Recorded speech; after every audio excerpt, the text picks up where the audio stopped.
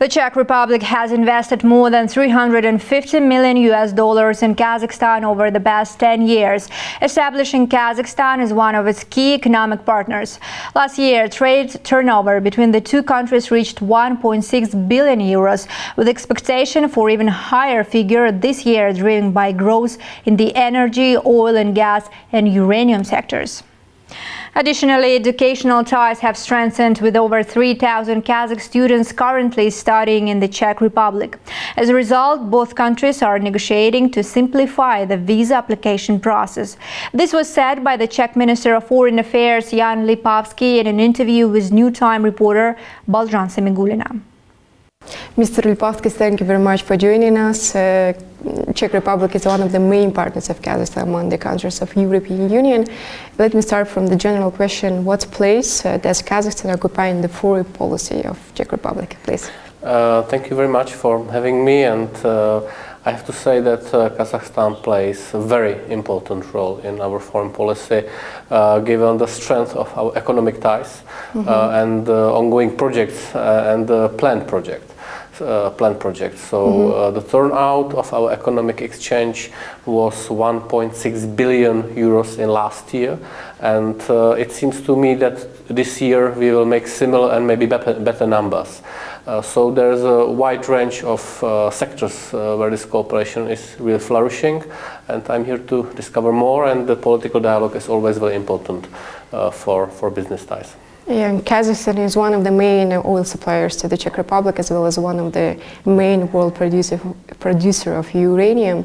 Can we speak of the new deals, perhaps, as the result of a visit to be signed between the two parties of the supply of uranium, perhaps? I would not say that the specific visit makes some deals possible. I signed a memorandum of understanding with my counterpart, Minister Nurtleu. However, to pay attention to those matters, it's very important. Energy security is important for Kazakhstan as well as for Czechia.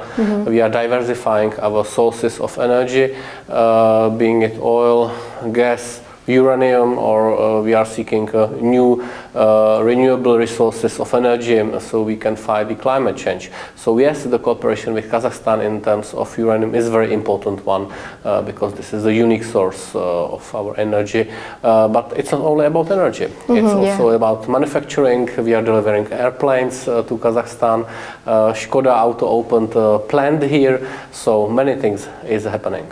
Yeah, the trade turnover between the two states in 2023 amounted for 626 million according to Kazakh data, but according to Czech data, you just mentioned that it's 1.6 billion. So there is a huge difference between the data because of, according to MFA of Kazakhstan, Kazakh statistics do not reflect the oil exports.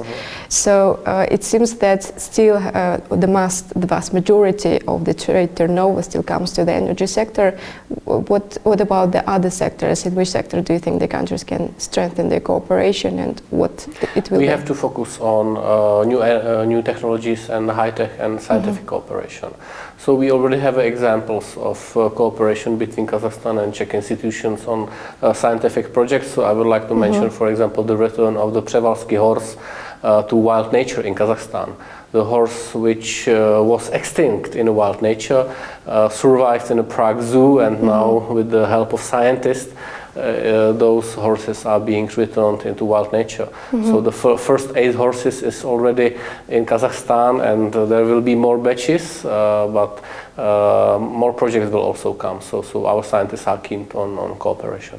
Yeah, and we have direct flights renewed this year between Prague and Astana, as well as we have 3,000 students studying in Czech Republic, and we know that Kazakhstan has been trying attempts to simplify the getting visas of Schengen, and Czech Republic has been showing its readiness to support in this regard.